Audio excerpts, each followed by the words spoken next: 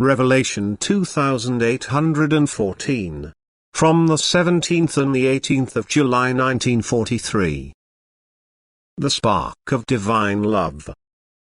The spark of divine love, which is placed in every human being's heart, also ensures his existence as long as it is God's will. That is, God gave life to the human being for the purpose of his higher development, and he will not end this life before he has fulfilled his task as long as the human being strives upwards, because God does not proceed destructively against himself, and the spark of love in the human being is his share.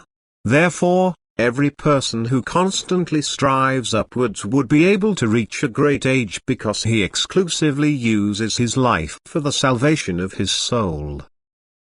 But if he ignores his soul, his life is not only spiritually but also earthly endangered, for God can call him away prematurely out of mercy in order to prevent a complete apostasy from himself.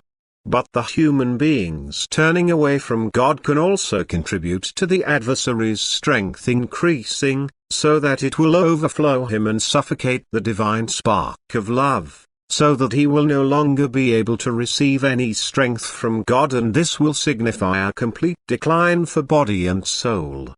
Then earthly life is pointless for him and will be taken away from him. Then he will have severed all connection with God of his own accord, even though the connection with him will continue for all eternity.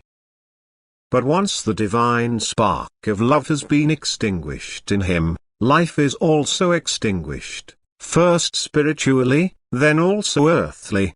For to live means to be constantly active, to live means to use the strength from God to work. Without strength, however, it is not a state of life but a state of death, powerlessness and torpor. The divine spark of love is therefore the breath which awakens life, which constitutes life, and which can now be ignited into the brightest flame, so that constant activity in love is the effect of a brightly shining flame of love which has its origin in God. A person who lives on earth without love is already spiritually dead. God only does not withdraw his love from him yet, that is, he still allows the spark of love to glow so little in him that it can still ignite. For as long as the human being lives, he is given the opportunity to do so. As long as the human being lives, he will also feel love within himself, only it is often a wrong love, a love for things which distract from God instead of turning the whole love towards him.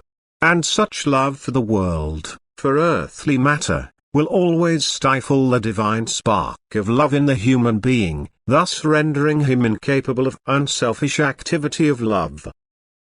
Working in love is the expression of the divine spark of love which was ignited and becomes a flame.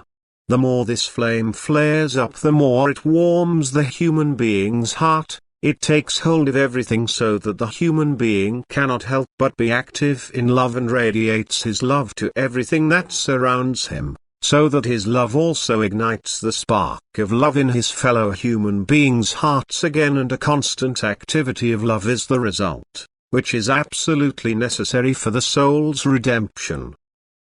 Amen.